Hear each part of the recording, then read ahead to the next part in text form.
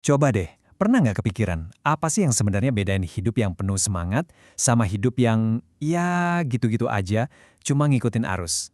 Hari ini, kita bakal ngebahas filosofi di balik sebuah mimpi dan gimana hal yang satu ini bisa benar-benar mengubah hidup kita semua. Yuk, kita mulai dari kutipan keren dari Khalil Gibran ini. Ini tuh bukan cuma kata-kata puitis loh, artinya dalam banget. Diri kita yang sekarang ini itu kayak jembatan. Di satu sisi ada masa lalu yang ngebentuk kita lewat kenangan. Di sisi lain ada masa depan yang kita ciptain lewat mimpi. Jadi kenangan itu fondasinya. Tapi mimpi, nah itu bensinnya buat kita terus maju. Intinya gini, punya mimpi itu sama kayak punya kompas di dalam diri. Kita jadi tahu mau kemana. Tanpa itu, ya kita cuma terombang-ambing, jadi budak harinya. Maksudnya, kita cuma bereaksi sama apa yang terjadi di sekitar kita, bukannya proaktif menciptakan hari yang kita mau. Oke, jadi pertanyaannya, kenapa sih mimpi itu sepenting itu? Kenapa mimpi bisa nentuin kita itu siapa? Gibran di sini negesin sesuatu yang kuat banget. Dia bilang jadi orang biasa tapi punya visi itu jauh lebih hebat daripada jadi penguasa tapi nggak punya mimpi sama sekali. Coba deh bayangin, seorang visioner itu bisa menginspirasi banyak orang, bisa ngubah dunia. Sementara penguasa tanpa mimpi, dia cuma jagain kursinya aja, mempertahankan keadaan yang udah ada. Visi itulah yang ngasih kita kekuatan buat bergerak. Nah, ini dia nih bagian yang paling jelek. Poinnya adalah, mimpi itu bukan buat angan-angan pasif aja. Mimpi itu adalah panggilan buat bertindak, panggilan buat berjuang. Soalnya, buat apa punya mimpi yang indah banget, tapi cuma ada pas kita lagi tidur kan? Oke, sekarang kita gali lebih dalam lagi ya. Soalnya, ternyata mimpi itu nggak cuma satu jenis, ada dua wajah mimpi yang kelihatannya beda, tapi sama-sama penting. Materi kita ini nunjukin dua sisi mimpi. Biar gampang, bayangin aja gini. Mimpi itu bisa jadi kompas dan bisa juga jadi peta. Yang satu nunjukin arah ke depan ke tujuan kita. Satunya lagi ngasih lihat apa sih yang sebenarnya ada di dalam diri kita. Ini jenis mimpi yang pertama, cita-cita.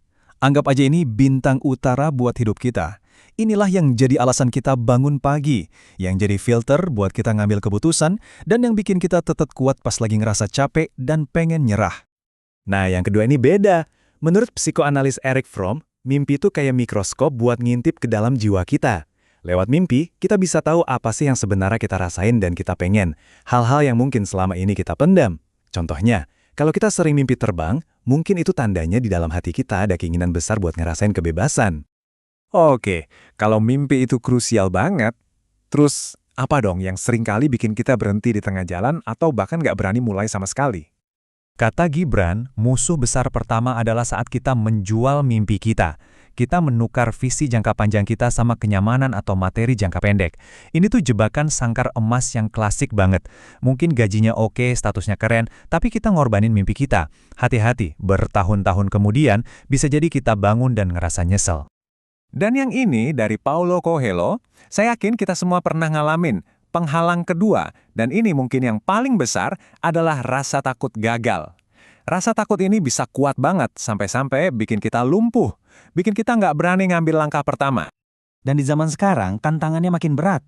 Lihat aja ini, fokus kita itu kayak ditarik-tarik kemana-mana. Notifikasi nggak berhenti, scroll media sosial nggak ada habisnya. Tanpa sadar, semua itu nyedot energi kita dan narik kita menjauh dari jalan yang seharusnya kita tuju. Jadi gimana cara ngelawan semua musuh ini? Nah, untungnya kita nggak cuma dikasih tahu masalahnya aja, ada juga solusinya. Semacam peta jalan yang jelas dan bisa langsung kita pakai buat mengubah mimpi jadi kenyataan. Peta jalan ini punya 4 langkah yang simple tapi kuat banget. 1. Tetapkan mimpi. Kita harus tahu dulu tujuannya apa, secara spesifik. 2. Bangun kepercayaan diri. Kita harus yakin kalau kita mampu. 3. Visualisasikan kesuksesan, biar tujuan itu kerasa nyata. Dan yang paling penting, nomor 4, bertindak dan bertahan. Ya, harus ada aksinya, dan jangan gampang menyerah. Oke, untuk membangun kepercayaan diri, pertama-tama kita harus paham dulu medan perang terbesar kita, yaitu pikiran kita sendiri. Dan semuanya dimulai dari angka ini. 50.000. Itulah rata-rata jumlah pikiran yang lewat di kepala kita setiap hari. Dan sayangnya, seringkali isinya negatif, fokus ke kekurangan kita. Nah, solusinya adalah kita harus melawan balik secara sadar. Daripada mikir, aku nggak bisa, coba ganti narasinya jadi, aku mampu hadapin tantangan ini. Katakan ke diri sendiri, aku layak mendapatkan mimpiku. Ada lagi teknik yang ampuh banget. Coba ingat-ingat lagi kemenangan-kemenangan kita di masa lalu. Nggak perlu yang heboh-heboh, berhasil menyelesaikan tugas yang susah, atau bahkan berhasil sabar di hari yang berat. Itu juga kemenangan loh. Ini adalah bukti nyata buat diri kita sendiri kalau kita itu mampu. Panduan ini juga ngajarin pentingnya visualisasi. Coba deh, pejamkan mata sejenak dan bayangin dengan detail momen keberhasilan itu. Rasain perasaannya, dengerin suaranya, rasain pencapaiannya.